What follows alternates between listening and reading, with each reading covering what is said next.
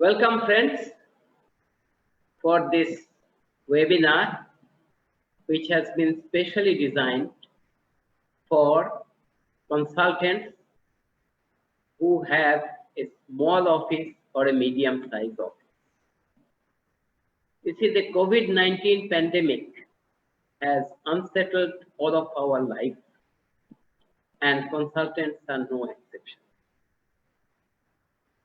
One of the first effect with the lockdown, which is unfortunately still continuing after 4 months in a restricted way, has put difficulties for people to go to their office and work. And for consultants, engineering consultants particularly, we have been totally unaccustomed to work from home. Unlike our technology brothers who had been doing it for a long time. One of the guiding reasons for same was the restricted financial freedom that consultants have in our country and the very poor balance sheet that we have, and we have hardly money to spare.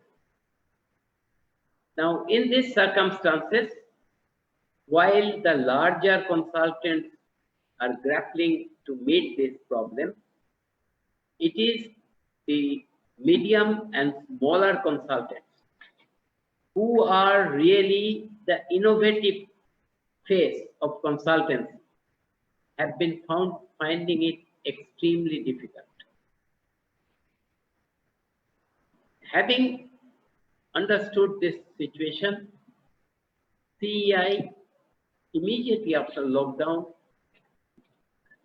held a webinar where the problems and the solutions for working from home was presented.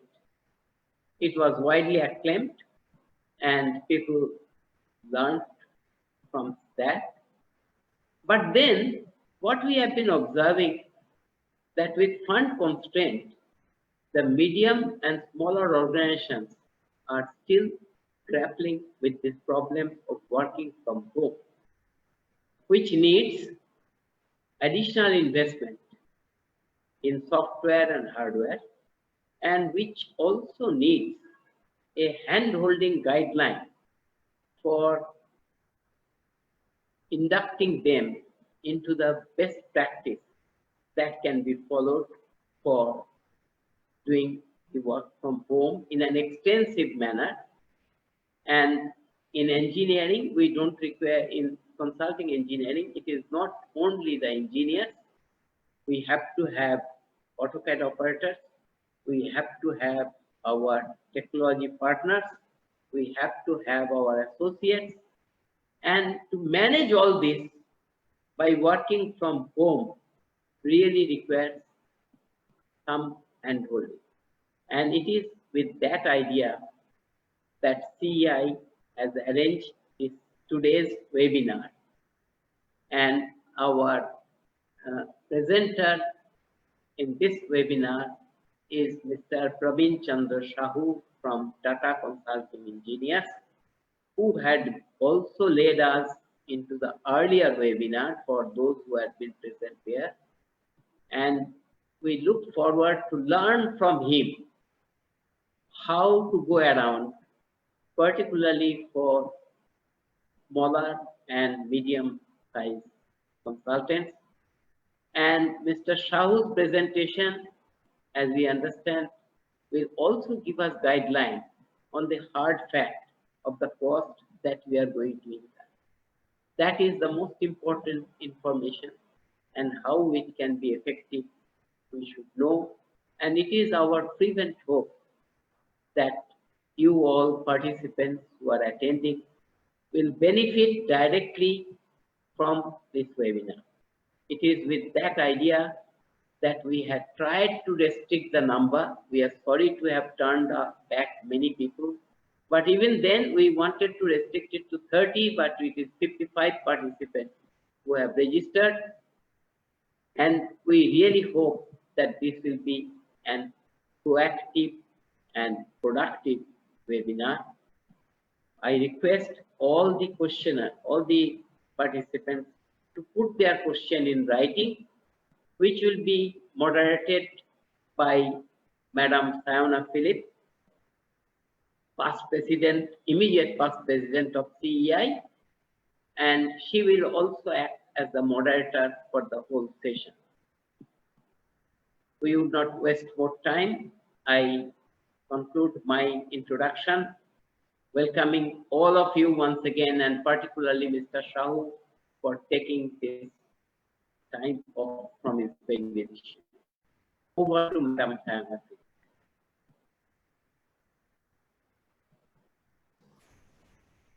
Good morning, everybody. I would like to first introduce Mr. Shahu to all of you. Mr. Shahu is the business unit head of digital and advanced technology and the chief information officer of Tata Consulting Engineers. He's an IIT Mumbai alum.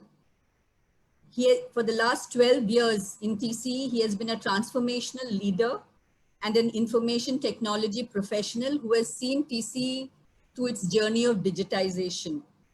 With a career spanning over 26 years, he has been across various enterprises. Mr. Shahu is based in Mumbai, and his role as a business unit head, he is responsible for lending strategic vision and direction in key areas such as digital asset management, asset digitization, asset condition monitoring, and asset performance management using Industry 4.0 solutions. I welcome Mr. Shahu to please begin his presentation. Thank you, ma'am. Thank you very much. Thank you, sir. Amitabh, sir. Good morning, everybody. So I am just beginning my presentation.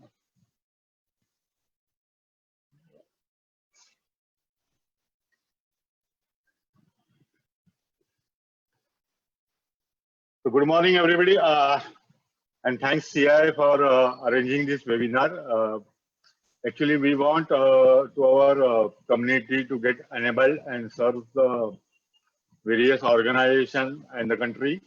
So we continue working because as engineers, we are responsible towards not only for our organization and for our country also. So how we are going to get enabled in such difficult time? So we are, this is a continuation with what last time I said.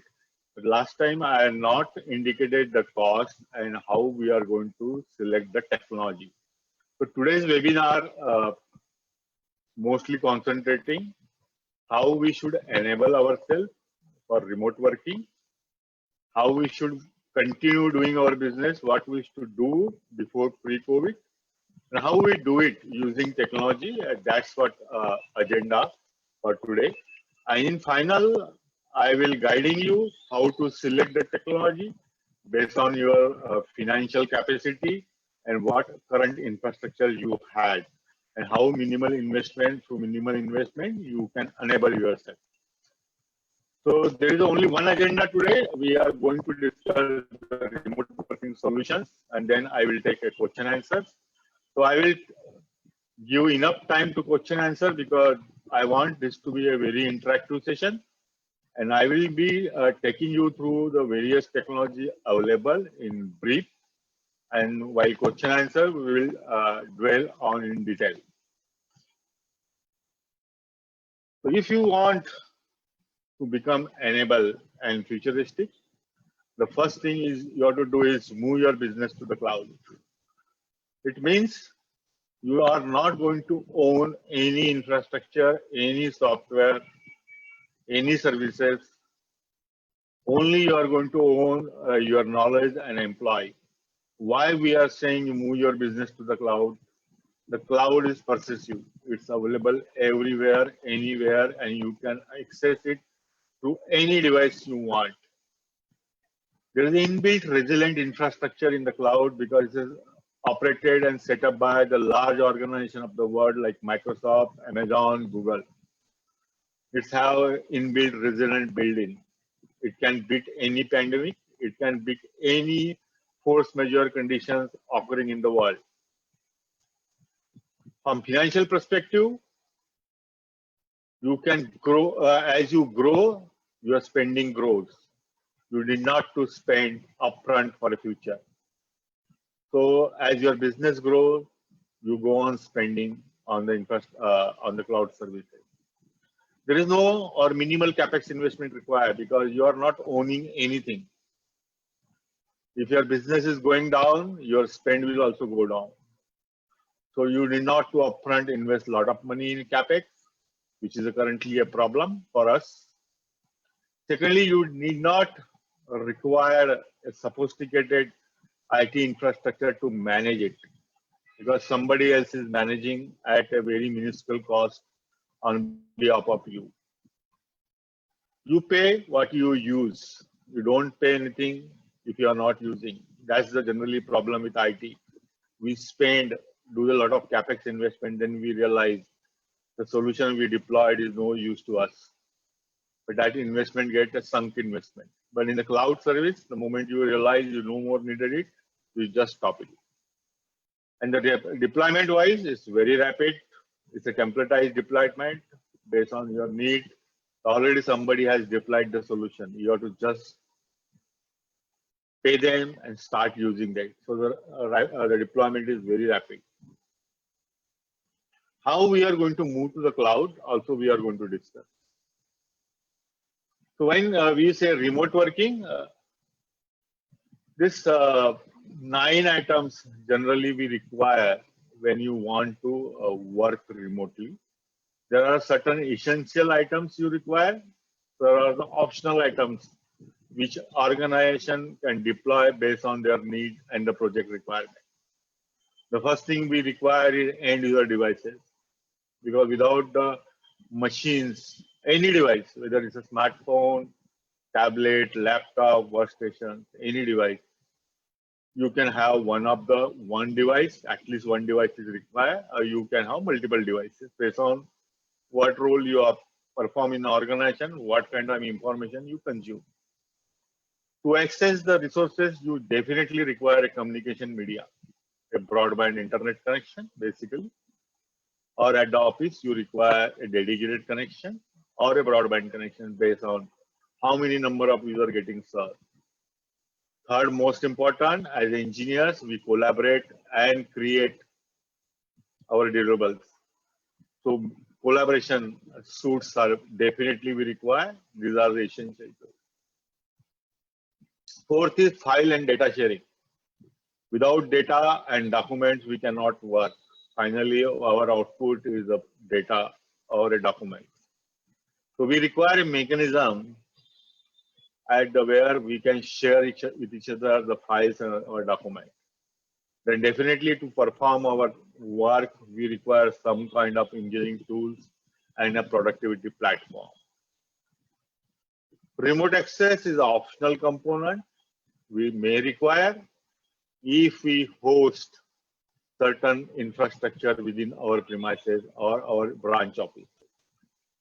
So this is the most intricate technology which I am going to explain in detail. And of course, the information security, we have to manage our data, protect our client data, customer data, our own IPN knowledge. And we have to safeguard our data. We have to keep our data integrated fashion and consistent fashion. So information security, one of the very important key elements required when we are working remotely. Then remote workforce management is also an optional component, may not require for small organization, but definitely our recommendation, we should get it if we can afford it for a medium to large organization. And then we require a policy so that the expectation of the employee and the organization is laid down in this policy. The rules of the games are laid down, how we are going to access the resource, what are the restrictions, what are the hygiene factors one should observe. So end user device, start with a basic smartphone. We recommend go for 4G enabled smartphone. Why we require? When we on the move or when we are traveling, we want to get be in touch with our colleagues and with the communication with our clients. So mail collaboration suits one of the medium of communication extensively used today. The smartphone is a hygiene factor which is required for employee. It may be employee owned or it is a company owned device. We will also prefer it should have a proper security mechanism. So it should be biometric enabled. It should have preferably dual SIM so that a person can have one official number or his own number, depend on the organization policy. The tablet is an optional device generally used by the executives of the organization where they use mainly for consuming information.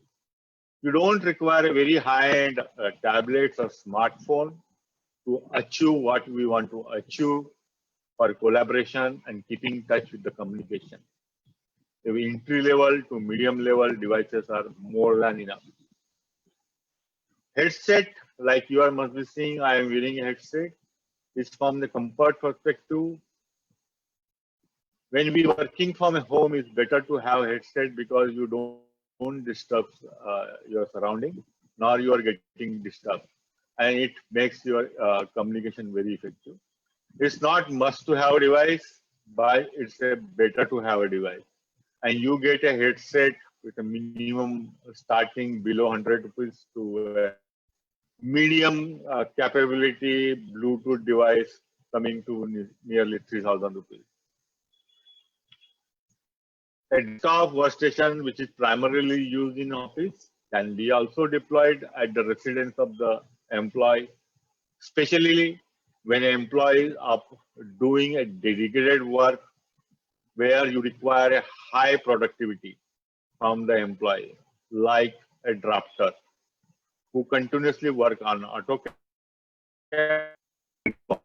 most efficient guy in the organization. Because ultimately, he delivers the final output to our customer.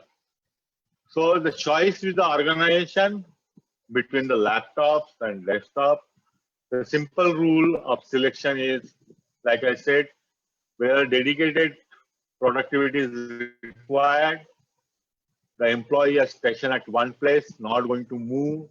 Mostly 99% going to work remotely from the home. Then you would deploy the workstation. You can use the existing workstation which he is using in the office, just shift to the home. So minimum configuration we list down here. This is as a guideline. It's not a hard code. This configuration is based on our experience, based on what kind of productivity we can achieve. You can scale down the configuration depend upon your requirement, but it's a minimum configuration. We said this gives the optimal performance. Go for a branded because from a service perspective and warranty. This cost nearly from anything from 40K to 125K if the workstation class machines are deployed. Here we are not talking a very high-end workstation, which doesn't make sense to be deployed at the home. Then laptop is almost, I will say, 90% of your employee will require a laptop. The employee who are on the move. Depend upon the work he has performed, what resource he is accessing.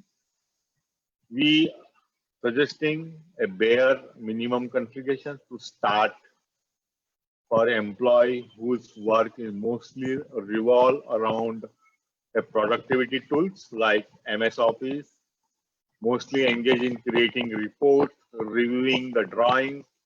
So you can opt for a lower configuration. And a person who generally create a lot of information, he like an engineer who performing analysis, working on extensive data, then we can go for a higher set of the configuration. Then printer is optional from remote working. The printer may not be required for everybody. but certain people may require a printer if they have to submit the hard copies for the government, or certain executives, you may opt for giving them a printer. So printer, we recommend don't go for inkjet printers for black and white printing. It's very costly. From the consumer perspective, go for entry-level laser printer and go for MFP, a multifunction printer where you can scan the document. It can have even fax facilities, and it can handle duplex kind of printing to conserve the paper consumption. So that's our guideline, and costs are also indicated at what cost is available. For color printing, you may opt for inkjet because the laser color printings are very costly printer. But if your volumes of color printing is not that great, so you can opt for inkjet printer. But still, we recommend the high-end printers and bulk printers keep in office only. So with a bare minimum staff, it always has to be present in the office. So you can print on a printer available in your office and get the document dispatched. That's what the policy we are following currently. So all our printing resources are residing in the office only. You may have to provide a UPS based on where the employee located and what is the power condition. In metro city, probably you don't require, but a mid-tier country, a mid-tier city, a small cities, you may require a UPS for a stable power supply. And if the person is using a laptop, you don't require a UPS to safeguard. The UPS only should be provided where you are deploying the workstations. The second most important component is the productivity suite. Here, from here, our cloud journey starts. The many organizations may be having this productivity suite as in on-prem licenses, be it Word, Excel, PowerPoint, and may have their own. Should on the cloud is a productivity tool. That is your email services, your collaboration suite. And if you see the cost you are going to pay per user is very minuscule. So many, if you go to start, you are a size of company less than 100 people.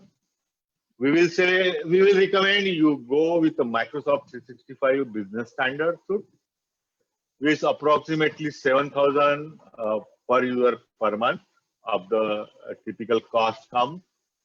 In this service, you get some application like MS Office, suite completely.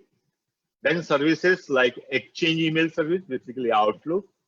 OneDrive is a file sharing services.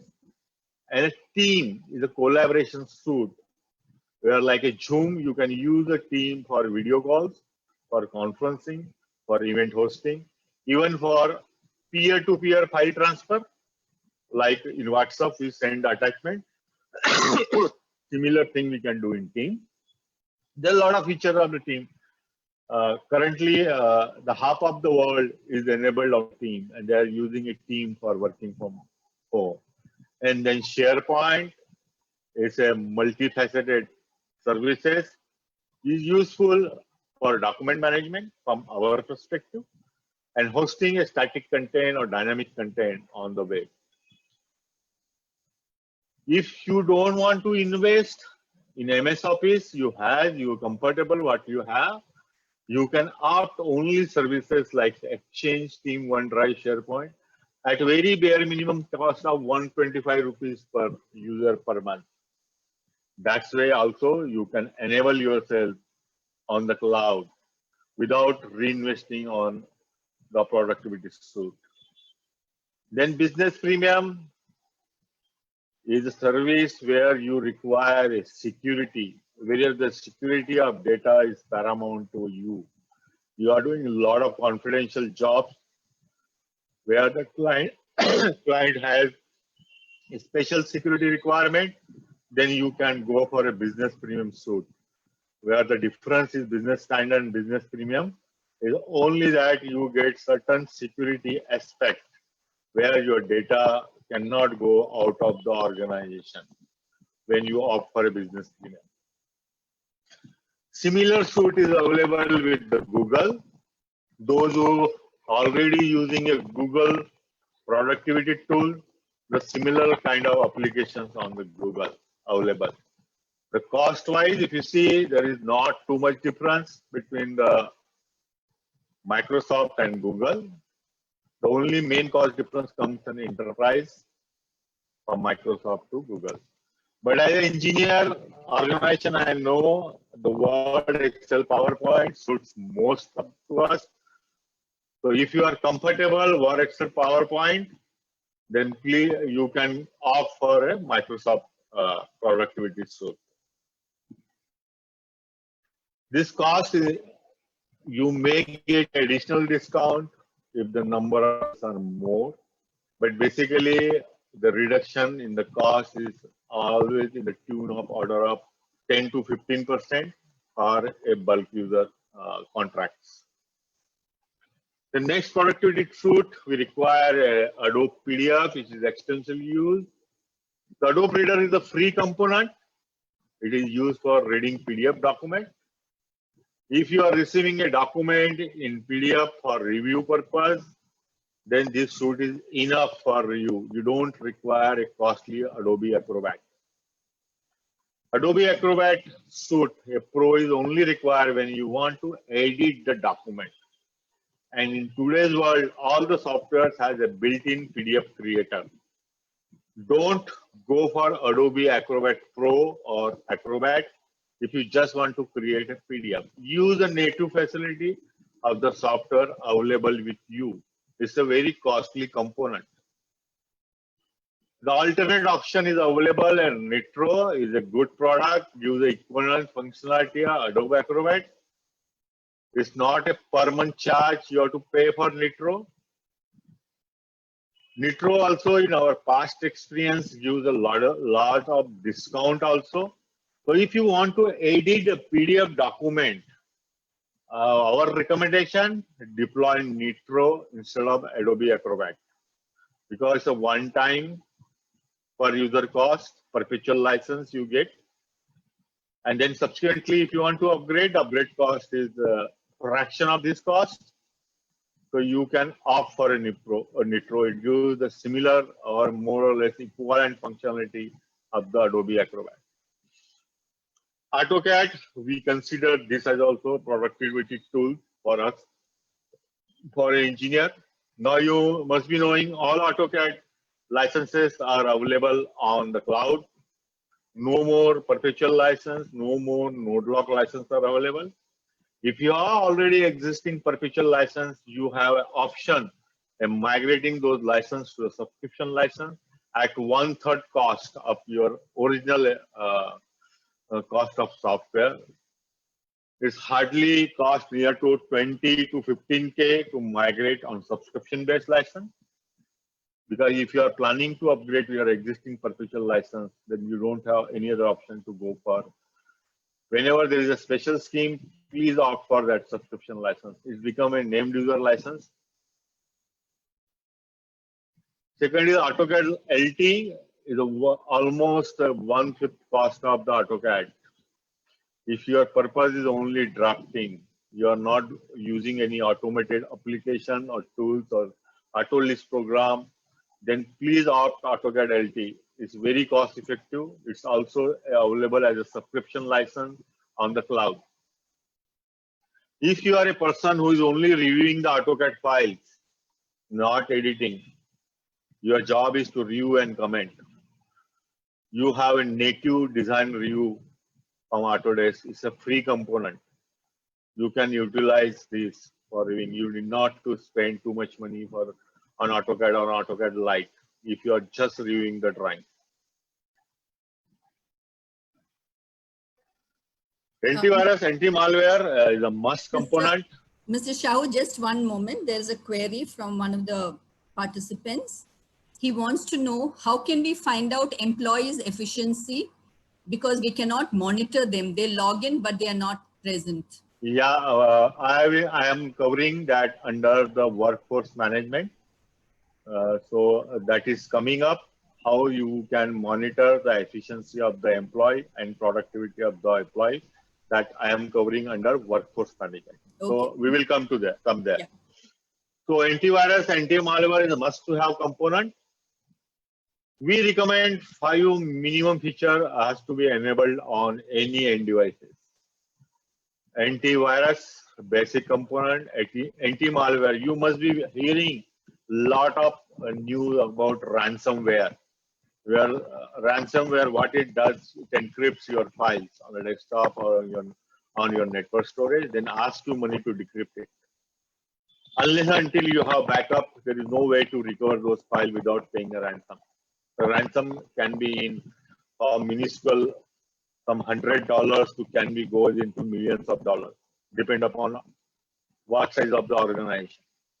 Today, luckily, the antivirus is always a subscription model. You have to pay each year. They are available on the cloud. The best antivirus available on cloud is the CrowdStrike. We just sign up the agreement with them for migrating our 3,500 employees on the cloud. On cloud, is new generation antivirus. Is not also very costly. It's available at the 2K price.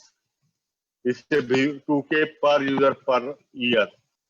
It's worth spending that much money for protecting our information. It is a behavioral based antivirus which not only check the signature of the file, it also check the behavior of the software when it gets executed. You can opt, if you already have the antivirus, you continue using it. Because each year you renew this antivirus, you can think of migrating on the cloud. The second best option is VMware Carbon Black. Our only well-known is McAfee, Symantec, they are legacy, or some people use Capacity and QuickHill. But for an organization of medium size, we always recommend move on the software where you can control the policy of antivirus centrally. So you can do it on CrowdStrike, VMware Carbon Black, Symantec, and McAfee. Out of 4 you can see, but we recommend you go for CrowdStrike.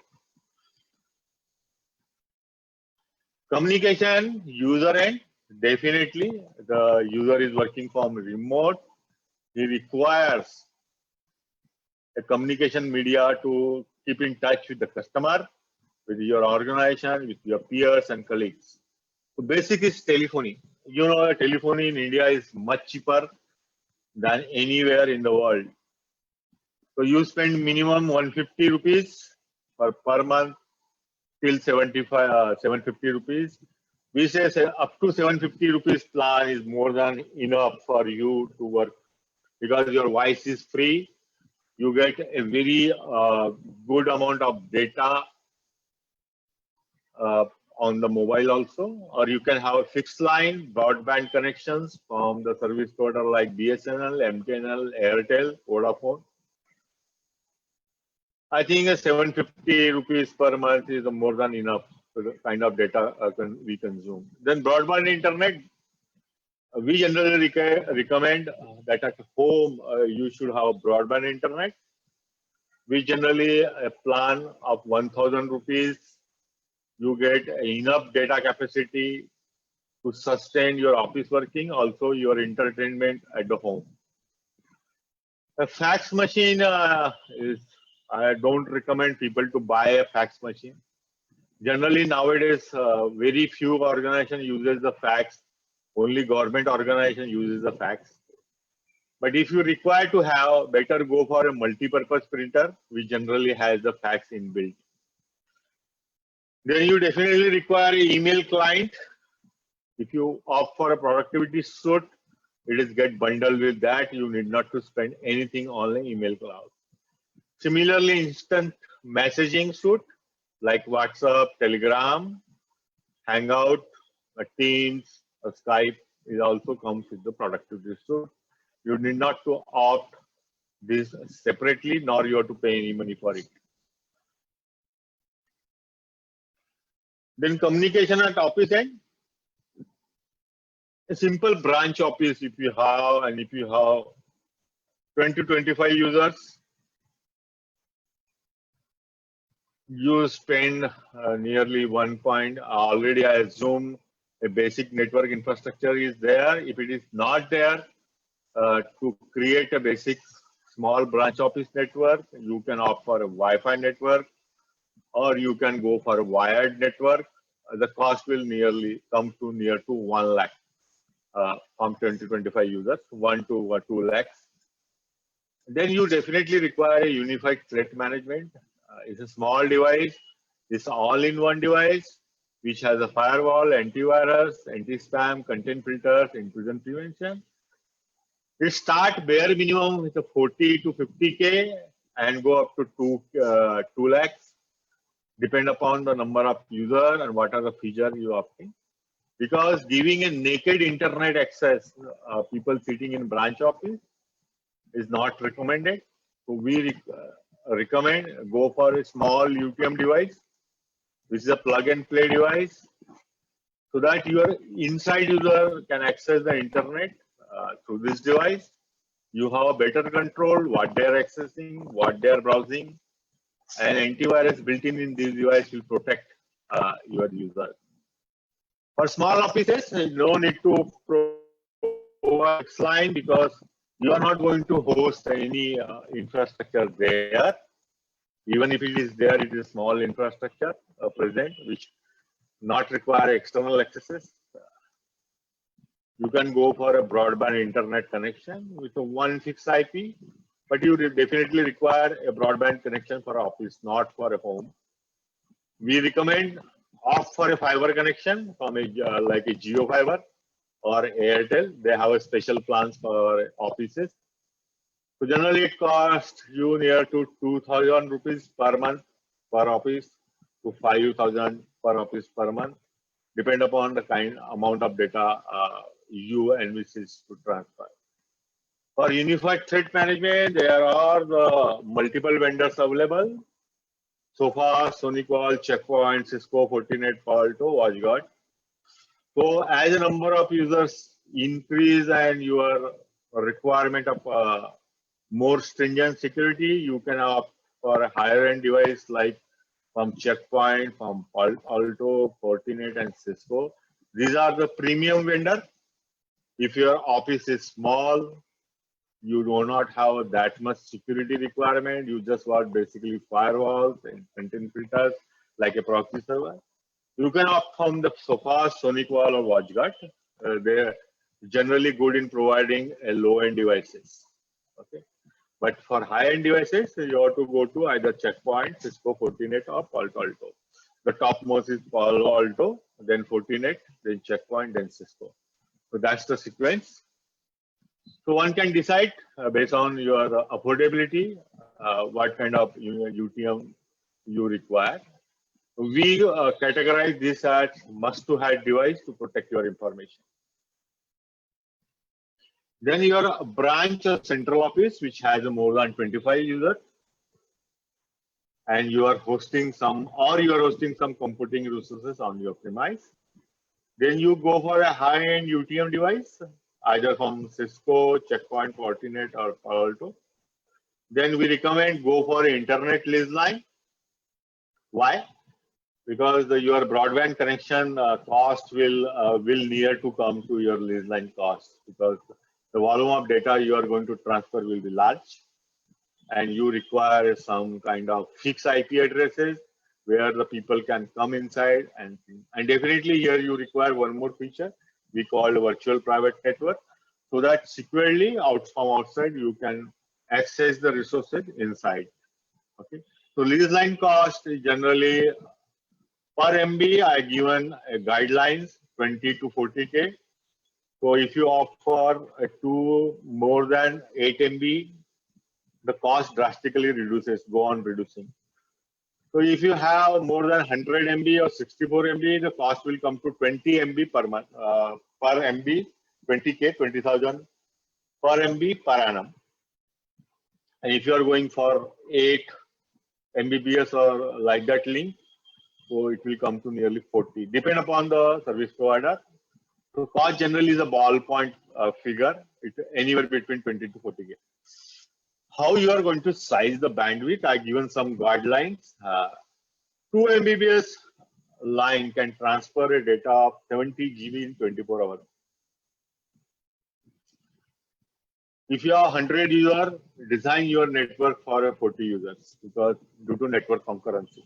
Not all users will be accessing the network fully. Generally, the 40% is a good enough number.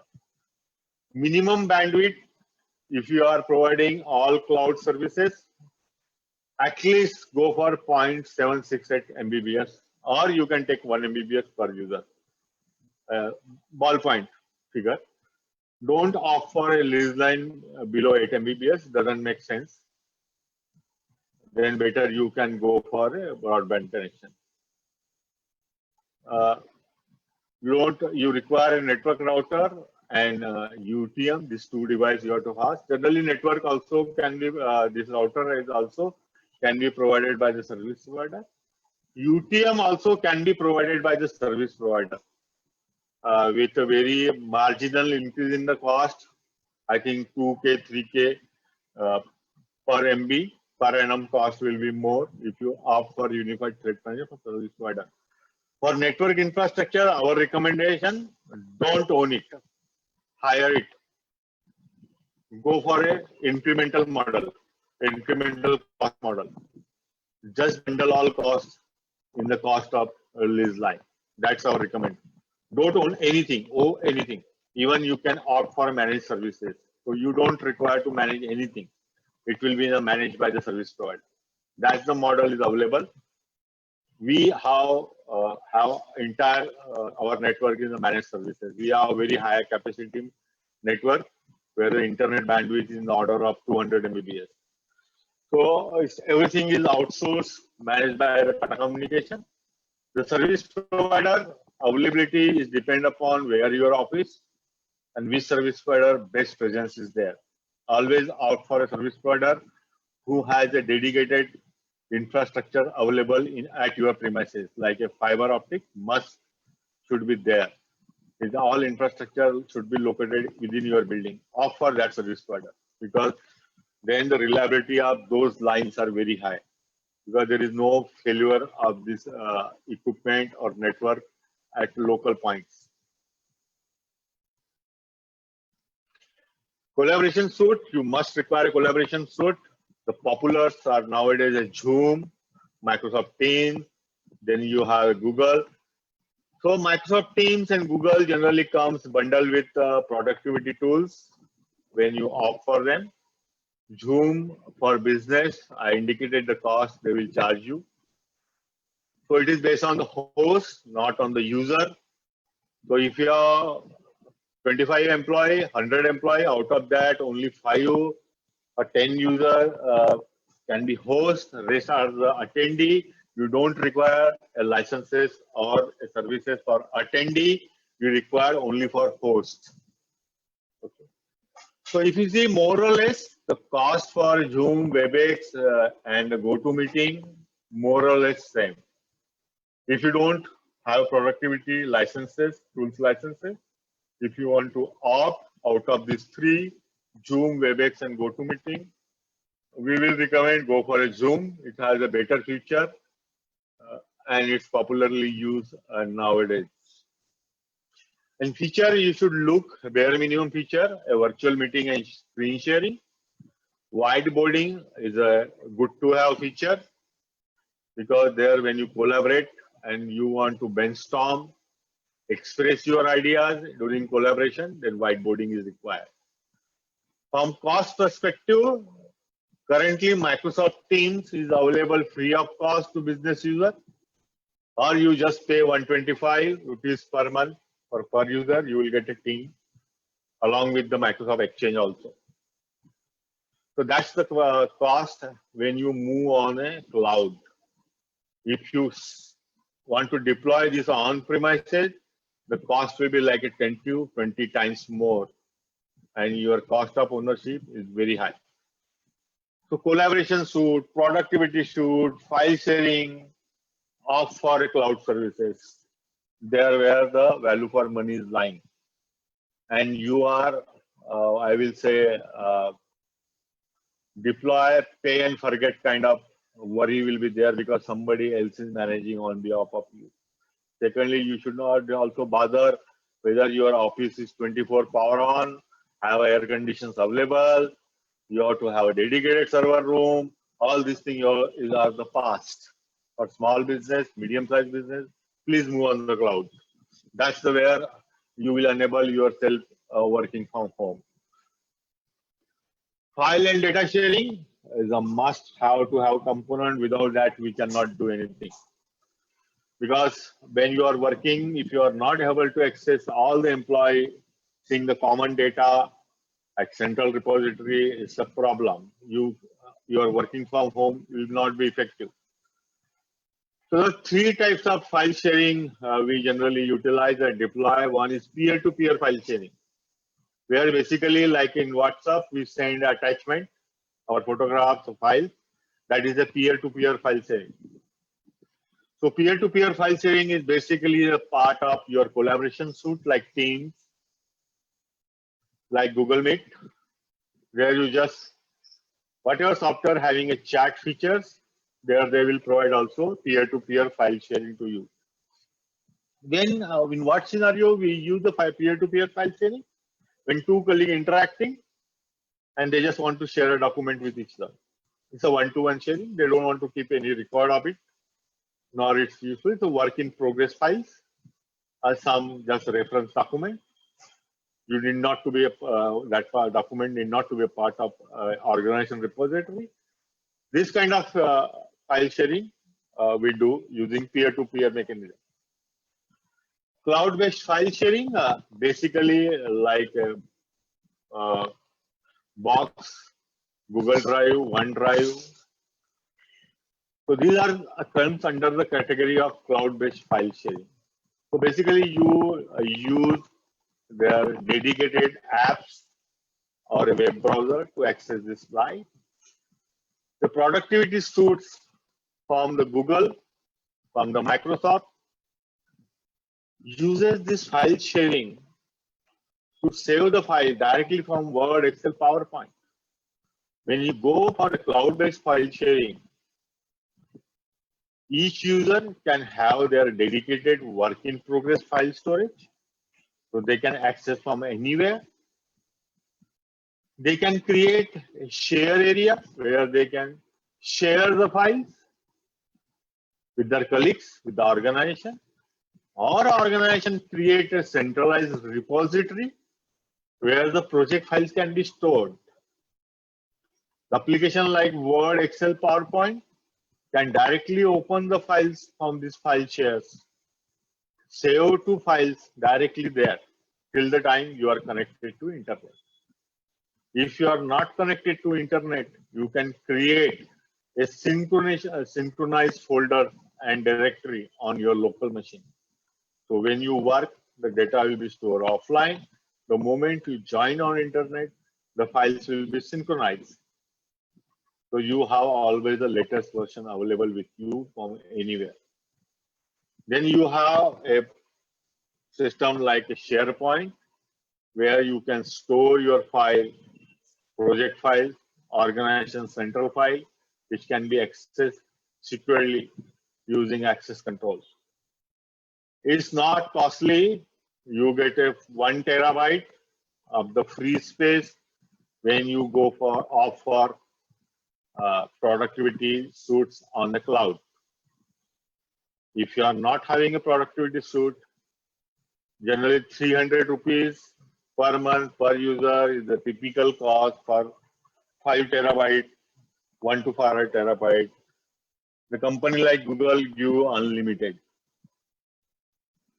Secondly, server-based file sharing. Basically, we use when we are within the organization and all our data is either residing on some servers or on the NAS boxes with a network attached storage. It's a costly because you have to deploy the infrastructure. To access this from the internet, you have to deploy the VPN accesses. This is used basically when you are using a centralized data store, which is used by the engineering application as a database, or a 3D platform software which is used by the like Revit, like Aviva Suite, Intergraph, Tekla, some Bentley software, you may require this. We will touch base where it is necessary to have this, or whether this can be also migrated on the cloud.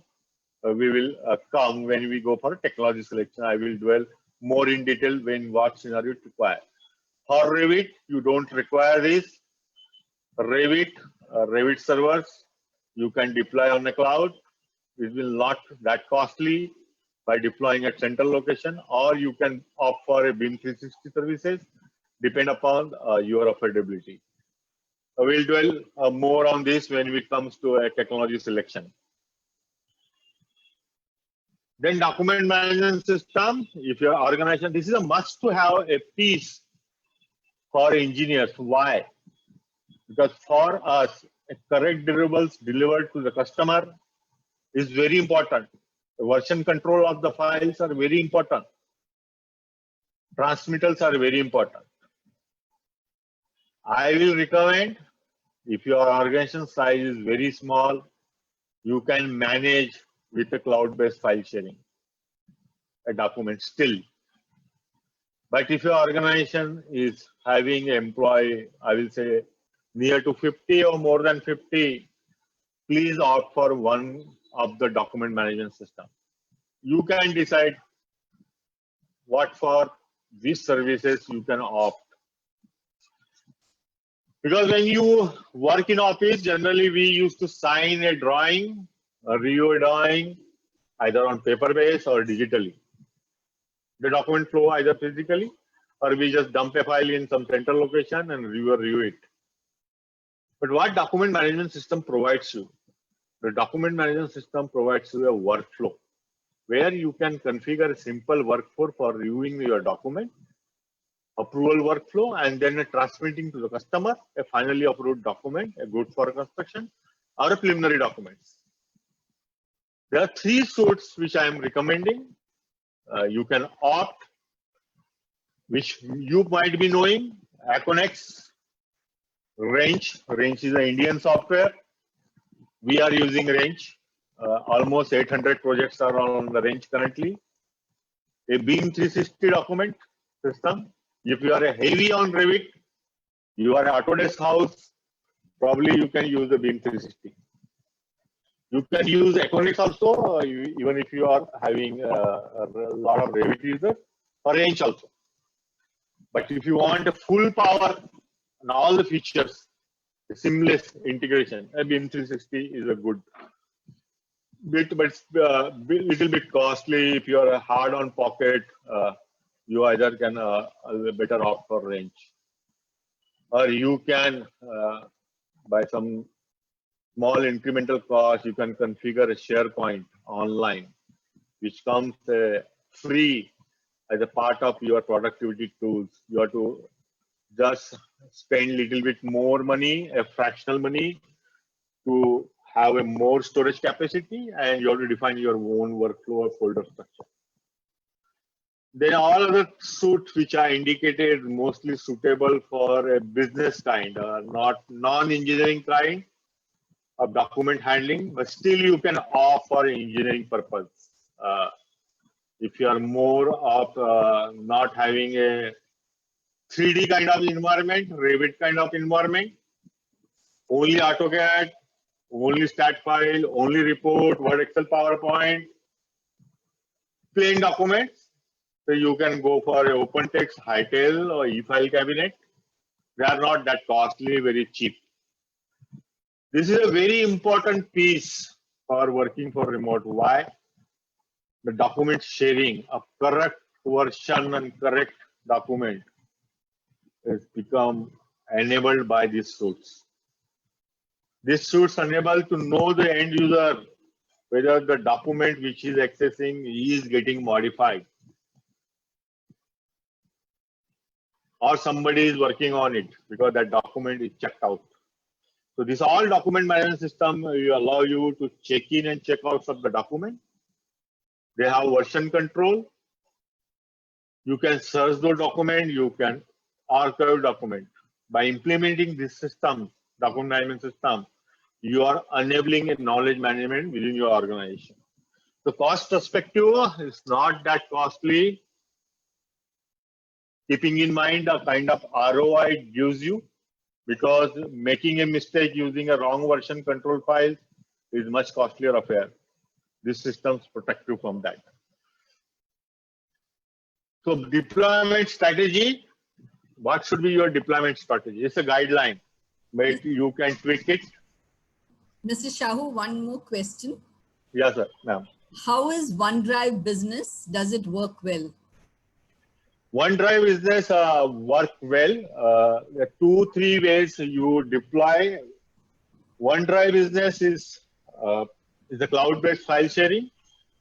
You can create a folder structure on your end device, and you want that data to get replicated on OneDrive. OneDrive client you have to load, and the data get replicated. If you are using Word, Excel, PowerPoint from a productivity suite, then use directly save the file on OneDrive. If you want a concurrent editing of the document, then the cloud-based file sharing is must. If you have OneDrive, your multiple colleagues can edit a same document simultaneously. That's what the feature get enabled when you have cloud-based file sharing. Or you can access the OneDrive directly from your browser or mobile-based app to sharing a document with your colleagues. So you can create your own folder structure, synchronize your folder structure with this. Lot of now the cloud-enabled apps allow you to store file directly on the cloud itself. So it's a seamless. You will never know whether you are storing a file on the network drive or on the cloud, or you is a seamless.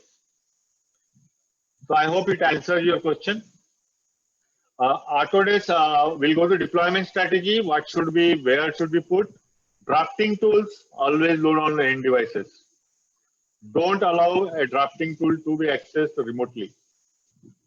Go for enough licenses because it requires a high productivity. Whatever you say, whatever technology, when you do remote access, the productivity goes down by 10 to 20%.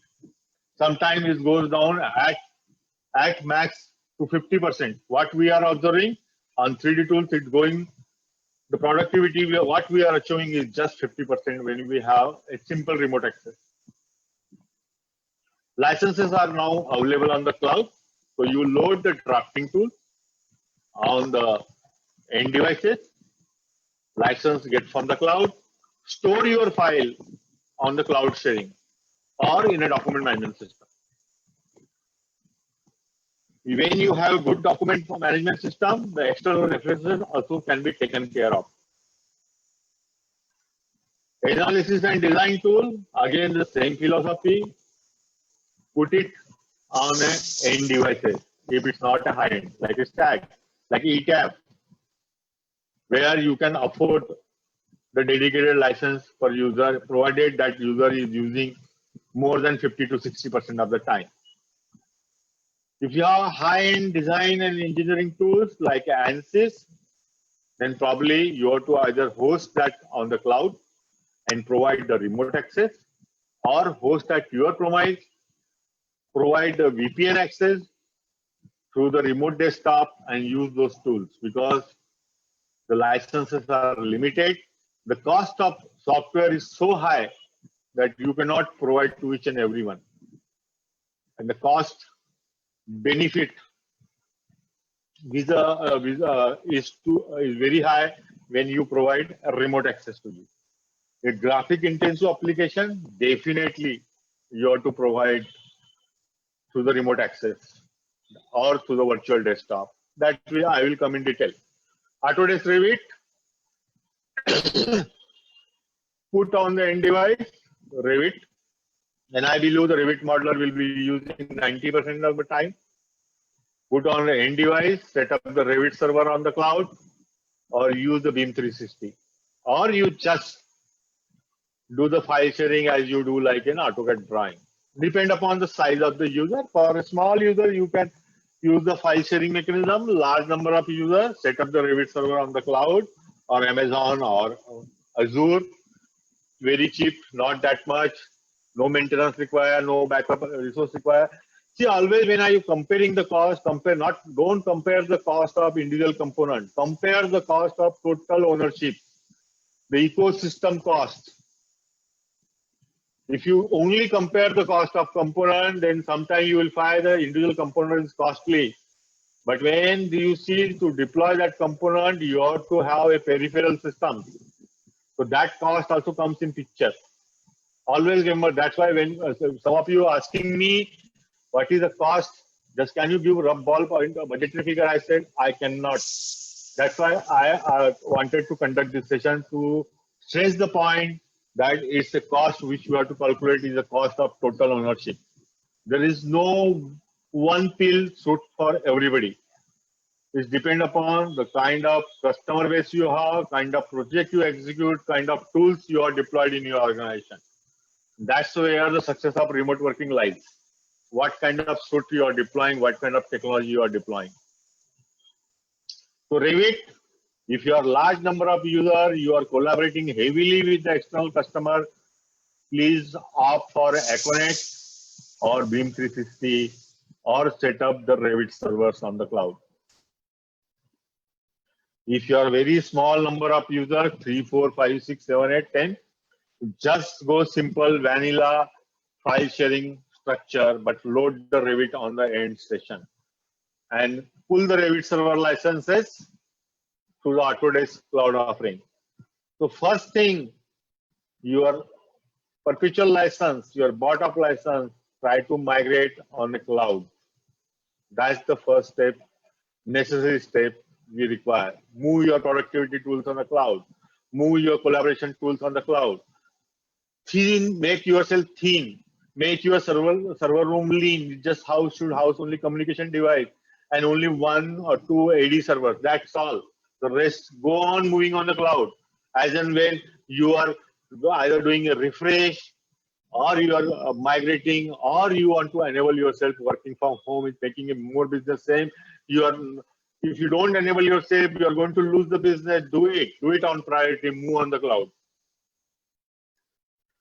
So remote access, if you are already infrastructure deployed at your location, at the free of cost, at zero cost, you can provide remote access, one-to-one, one machine of the user at your premises, and you have a firewall. If you do not have a firewall, put UTM, put VPN, go on.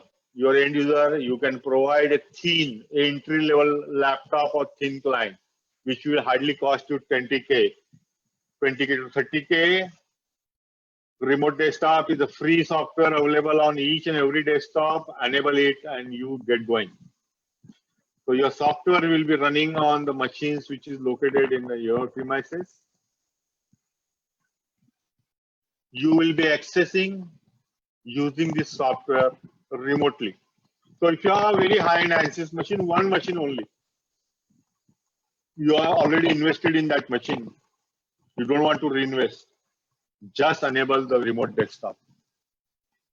Set up a VPN, buy a 40-50K box, UTM box, enable the VPN, give user a small thin client, a machine. If he is an engineer already having a laptop, without any extra cost, with a good internet bandwidth, he can start using his remote machine located in your office. So it's a zero investment kind of proposition. If you provided you have left-hand side of infrastructure, right-hand side of infrastructure, no need. But it's a one-to-one. It's good for a small organization where users are disciplined. They divide the time slot. That 1 to 2 I will be using, 2 to 3 you use, 4 to 5 somebody else will use this machine. No extra investment required. How we Tata Consulting engineers able to rapidly enable all the user work from home? Because we already invested in VPN technology. We had the machines which is a remote desktop enabled. We just on it first 7 days enable the remote desktop of the user. So all our 3D softwares, everything residing at the central place in the office. No investment we have done.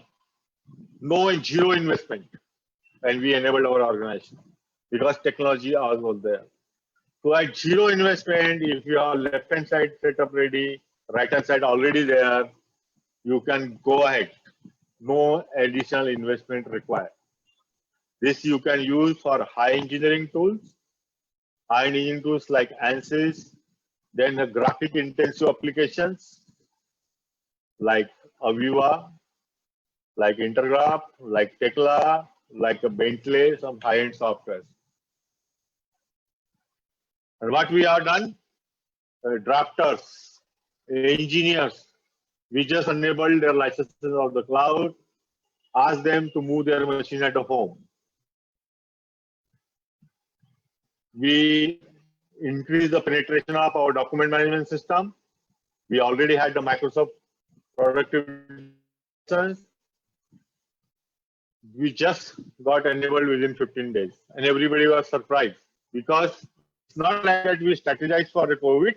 Why we put this infrastructure? Because we are already working remotely for the customer, for the client. Our workforce was already working from the site, from the client place. So that kind of infrastructure, we just scaled it. Now we are in the second phase where we are providing a dedicated infrastructure for remote working and from a business continuity perspective. So the second technology of remote access, which I am describing, is what we call a cloud-based desktop virtualization. Basically what you do. So cloud service provider has a server farm which are running a virtualized desktop. Basically, you don't own anything at your end. You have just what you call a dumb machine or dumb terminal with the user. He get connected to internet, connect to the virtual desktop, which is provided by the cloud service provider, and start using all the applications. All your data also is hosted on the cloud. So you can have a desktop at a different capacity, different configuration based on the application you are using. What it enabled, even if you are sitting in office, you have internet connection, you can access a desktop which is on the cloud. Basically, it's a virtual machine on the cloud. So you can work from anywhere using any device. Be it your mobile phone, your tablet, your laptop, desktop, or thin client, any device which has a display, which can get connected to internet and can have a client app for accessing this. When you have to deploy this? When your number of users is much more than the number of desktop or a remote access device at your end.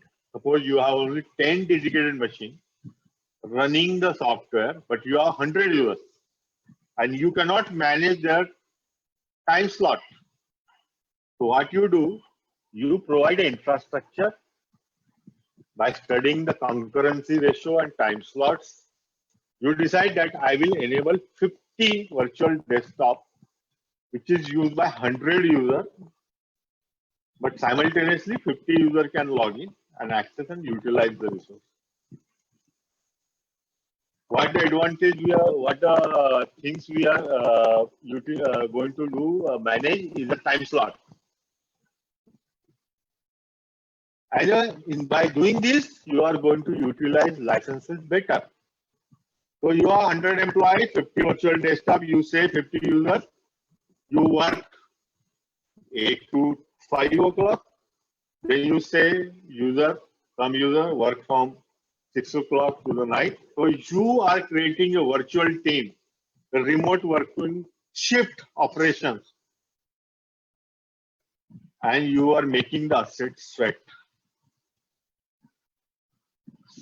So if this kind of scenario is there, very high-end machine infrastructure is required, or graphic intensive, licenses are limited, number of users are more, then you can go for a desktop virtualization.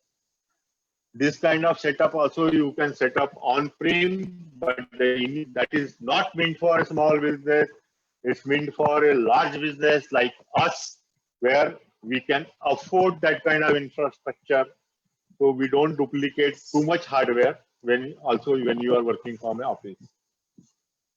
So if you have any question on this, I am ready to clarify. You can pose this question more.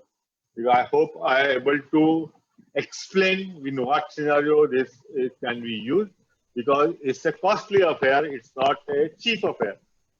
But sometimes it's required, because the high-end machine, if you see the high-end machines got their software cost, and if you calculate total cost, then you will find this solution is much more cost beneficial than one-to-one remote access, because that time each user you have to provide dedicated machines, license you have to multiply, the time slot management become difficult. In that scenario, this environment is very, very cost effective, beneficial, and technologically a very viable option. Mr. Shahu, there is one question. Yeah. Can we run Autodesk software with desktop virtualization? Yeah, anything you can run on desktop virtualization is nothing but a physical machine. Instead of physical machine, a virtual instance of your desktop is running on a cloud infrastructure. So for you, it's just like a physical machine. So it doesn't matter which software, what software you are using. The cost from 10 to 20K depend upon what kind of application and what kind of computing resource you want from this virtual machine. So on highest end, it's at 20K, that is nearly 2.4 lakh per annum kind of investment required, only justified if that resource used by the very high-end software and multiple users. So this time, this kind of when a setup is there, you can go for it. And this becomes very economical if it is used round the clock, 24 hours. So you can create virtual shifts within the organization and utilize this kind of infrastructure very cost effectively.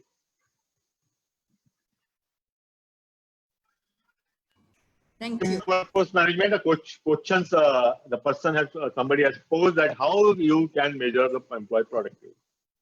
So what this software does, this is nothing but a software which is loaded on the end device.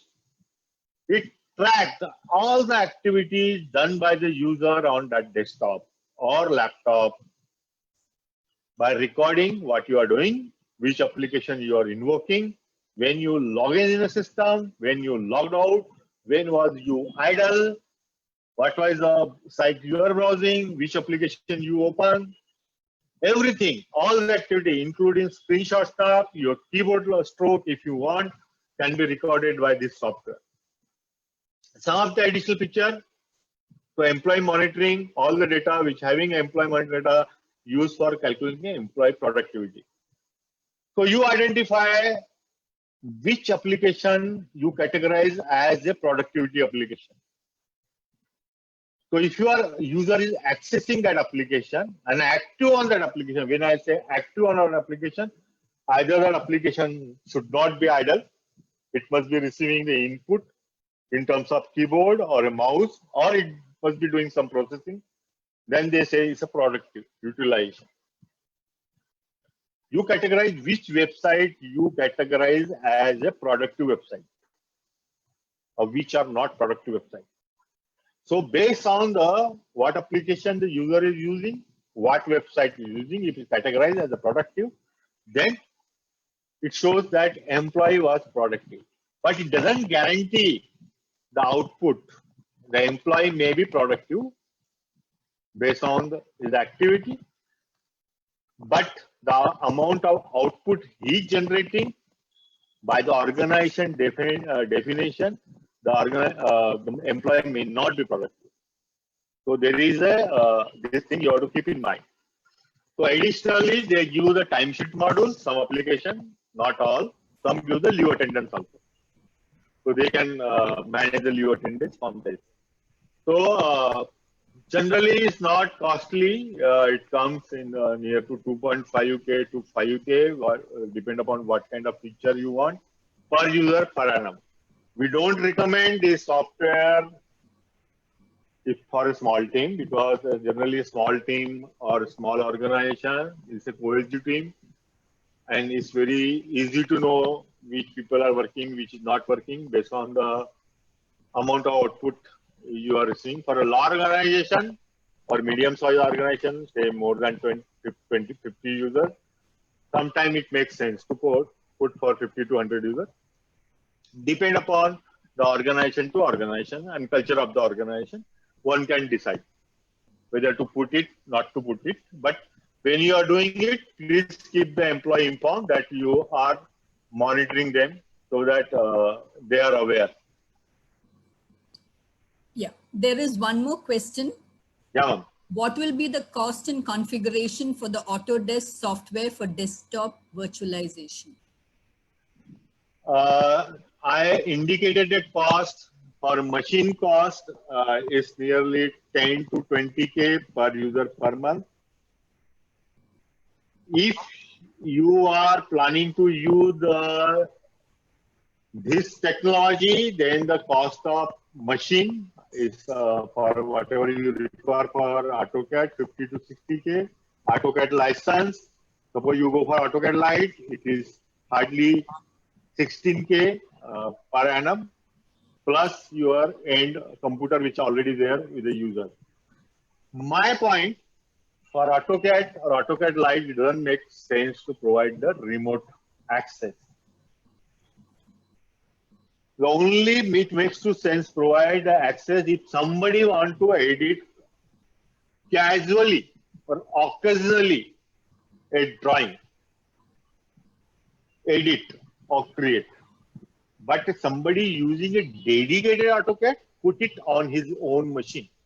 Because if you don't put it on his own machine, you are spending, duplicating the infrastructure.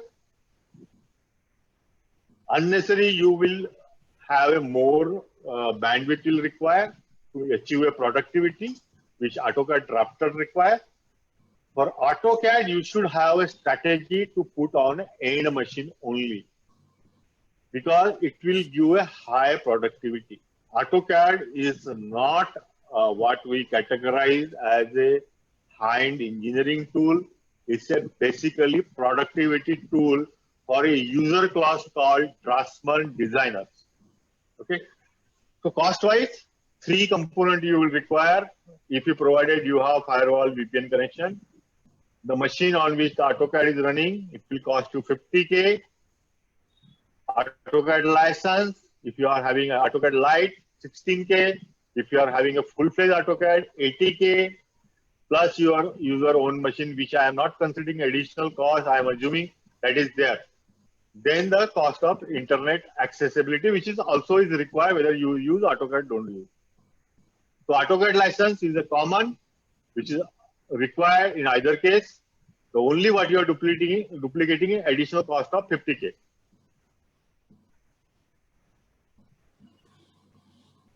So information security, what are the measures one has to take?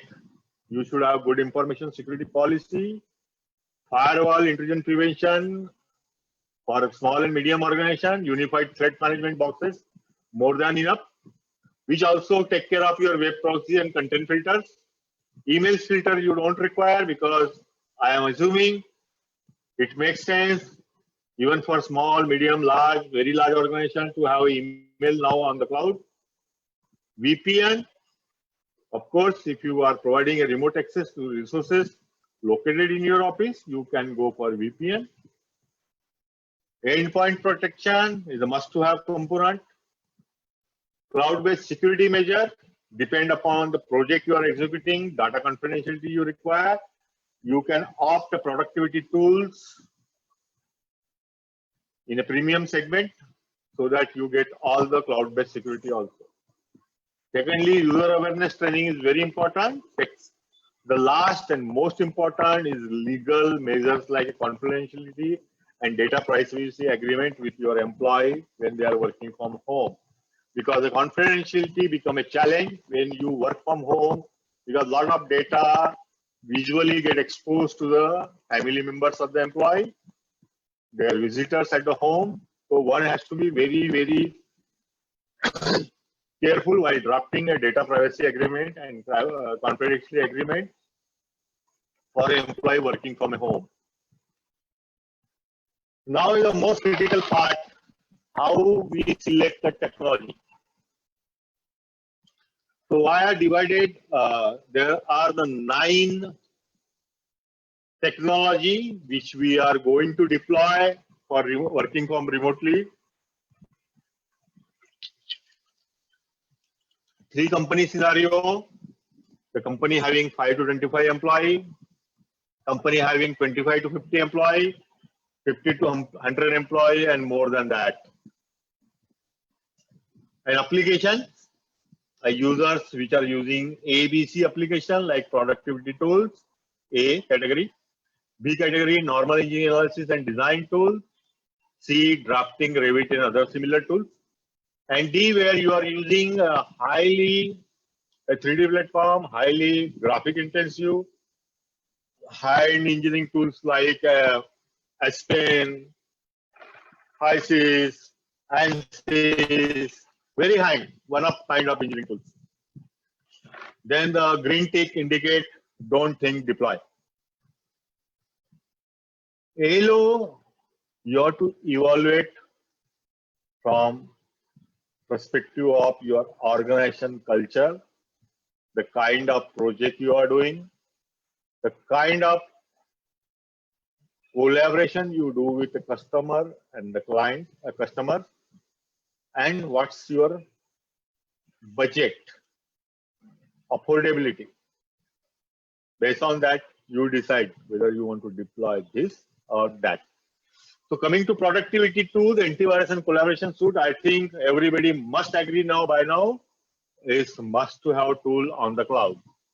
Don't think, just deploy. Cloud file sharing, just deploy. Whether you are ABC user or D user, you will require it.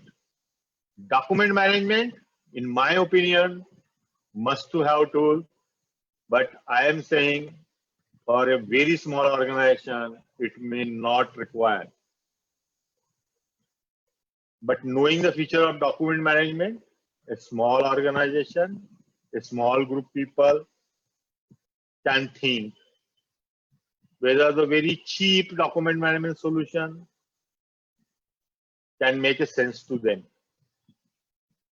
Whether they really required it, they cannot manage through the cloud file sharing. They cannot manage through the data through the normal file sharing mechanism. They are finding the folder structures becoming very complex. They cannot keep a track of the files. A lot of duplicated files getting created. It's very difficult to maintain the history of files. Then please go for a document management in that category also. But definitely 25 to 50 users or 50 to 100 users, please go for a document management system. It will give a heavy investment return in terms of avoiding your reuse, making a mistake, issuing a wrong kind of document, wrong version of document for a good for construction drive. So first, top 3 components. First thing you have to do so that you are 90% enabled for working from a home.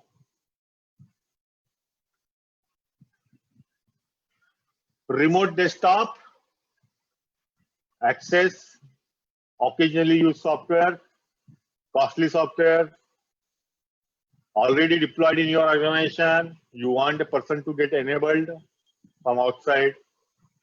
Just implement 9th item and 8th item. They are mostly correlated. Open the remote desktop port on firewall without any additional investment. You can access it. Now challenge comes.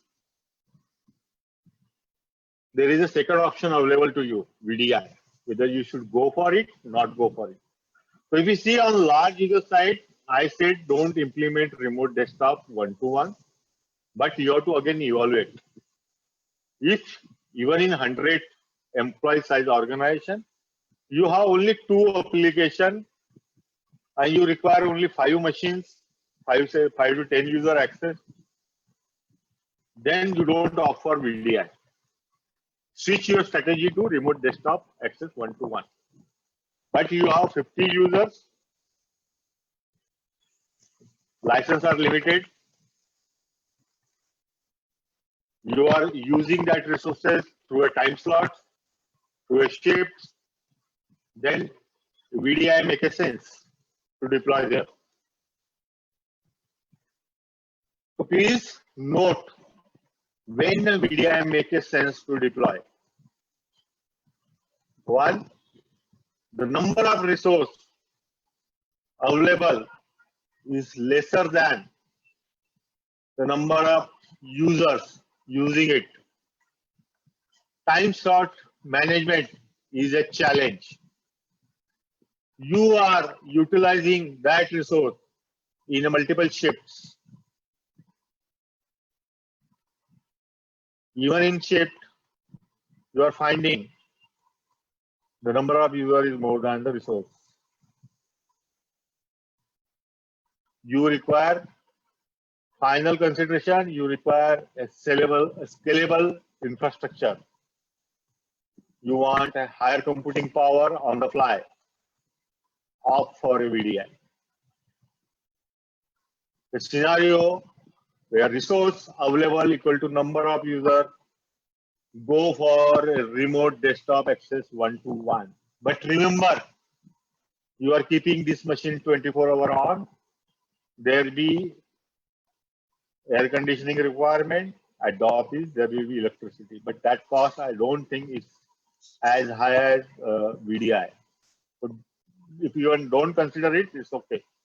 But keep in mind, you will require, generally nowadays machine comes, they don't require too much air conditioner and power consumption also is not high. So are we clear? Again, I'm repeating, remote access, desktop access, one-to-one, suitable when you go for resource equal to the user, or you can manage the time slot. There is a small component which costs nearly 7K per user per annum. I think per user per annum only. 1 minute. Yeah, per user per annum, which will accelerate and optimize the bandwidth utilization in one-to-one access. So it's a, instead of using native Windows remote desktop access, you can put a small component on Citrix, which will accelerate and give the better performance on remote desktop access one-to-one. Because VPN access and unified threat management are not that costly, because ultimately you still require it. Unified threat management still require it. You can just enable the VPN access license, or you can use the technology called Zscaler, which is also not costly for VPN access. So I think if you again want to know in detail, I am more than happy to solve and help any organization. They can engage with me. I can share my mobile number and talk to them if you want to take a decision whether to go for VDI or remote access desktop access. So any organization can contact me for this piece of the network, because it's a very complex piece and it's cost-wise, one has to be very judicious. Workforce management for small group, we don't recommend. For a medium to large group, please go for it. Additional cloud, logical storage computing, whether it's required, not required, it's entirely depend upon the technology we are deploying and where. So it's not very difficult piece to know, because you yourself know where you are going to keep your data. how you are going to keep your data. As far as possible, whatever you want to keep at your premises, move it on a cloud, because then you don't have to rely on the internet connection at your offices, the security of data at your offices, and you require a management staff, skill management staff, skill administrator. If you move as many as things on the cloud, you don't require too much people to manage the stuff. VPN access also depend which technology of remote access you are deploying. If you are deploying a VDI on the cloud, you don't require a VPN, but you may require a VPN for a different purpose. If some resources lying you're in office and you want people to access it, you may have to provide. Unified threat management, we recommend go for it. Don't allow anybody to access the internet sitting in your office bare or naked fashion. And thank you very much, and thanks for your valuable time. And I hope I've done justice with this topic. I tried my best to give the commercial and technology selection perspective to you. My email address you can note down. You can ask my contact details, either write me directly or from the CI.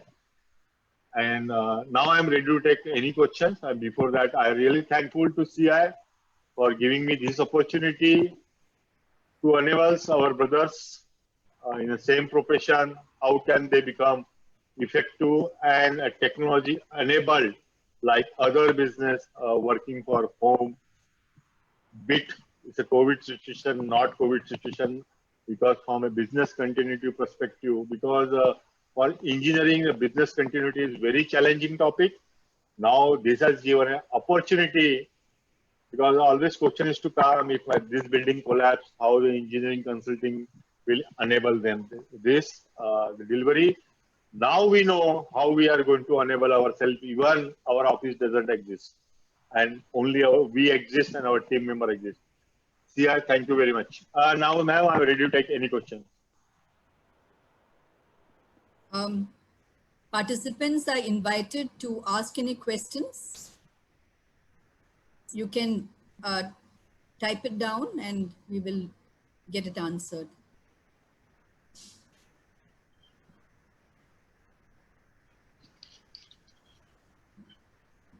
And of course, CEI will provide Mr. Shahu's contact details. Of course, you would appreciate that he is working, even if it's from home. So please disturb him, at convenient times. Yeah, Mr. Shahu, I think you have already answered everybody's potential doubts and queries. So maybe I will hand over to Mr. Ghoshal to wind up the Yeah, ma'am, I am open to help any organization. Don't worry, we are not going to charge anything. It's for CI initiative and we are committed to it. So we will help you selecting technology. We will give inside information of the pricing, which I cannot give in open forum. How to negotiate, where the hidden costs are lying. How can you ask additional discount? Which option you should select so that your cost will get more optimized. Though I have covered most of the thing in my presentation, but any organization is welcome to get in contact with us. Mr. Shahu, there are just two questions that have come. Yeah. One is any suggestions as to how to link this with sites? I presume project sites. Yeah, project site. See, the best part of it, you don't need to do anything for project site because we are putting infrastructure and technology for working from anywhere.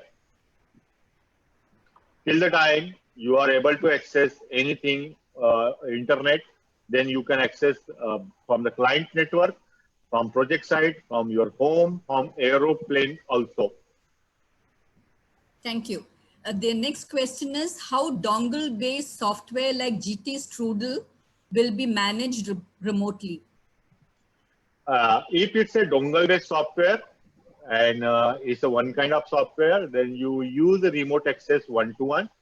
you load the software at your premises, attach a dongle to it, enable the remote desktop. If it's a graphic intensive, you can put that Citrix component or a VMware component to accelerate the screen presentation, and you provide a VPN access. That's all.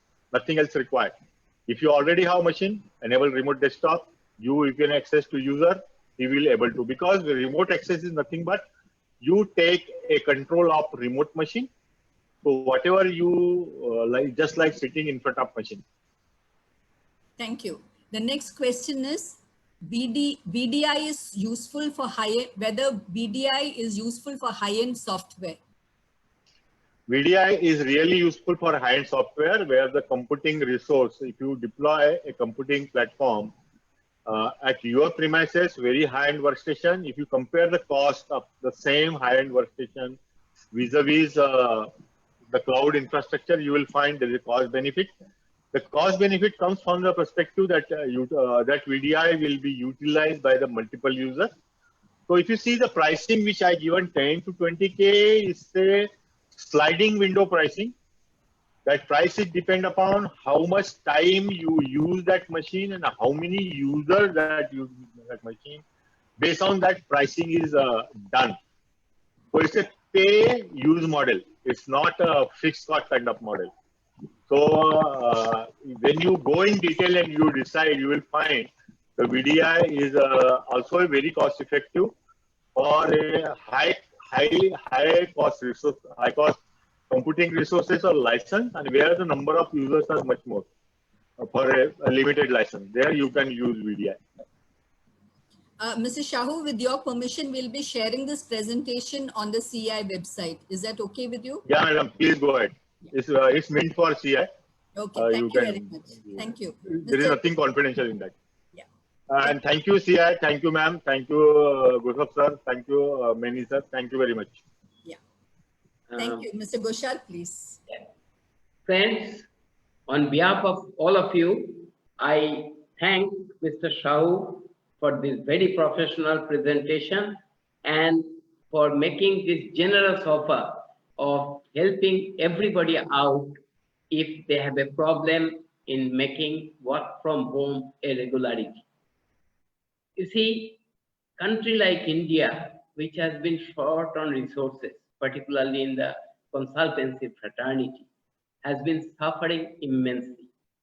Our productivity for most of the organization, I do not know if some organizations have been able to avoid it, but most of the organizations, our productivity has come down because of lack of resources, because of lack of knowledge in deploying the resources properly, and because of the inexperience of the people.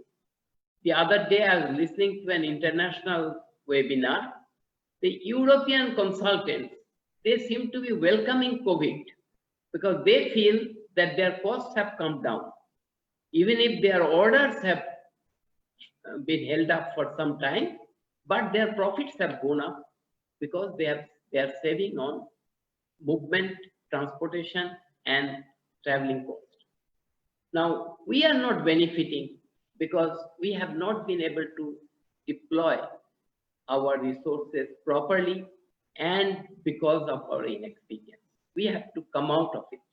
The engineering fraternity has to reach the status of the IT fraternity where they have been working seamlessly with clients all over the world and for 24 hours, which we benefit, we are lacking.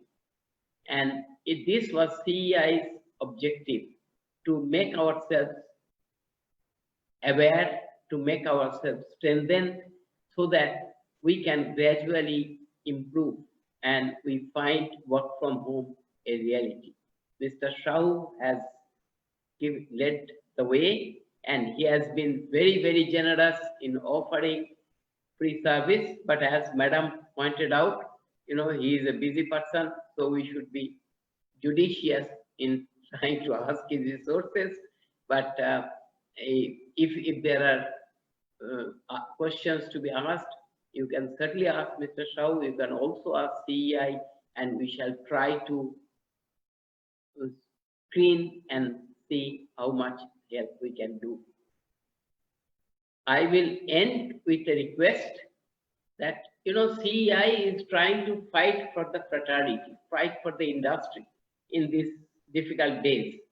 But we require strength. We require more members so that we can extend our help to the entire industry.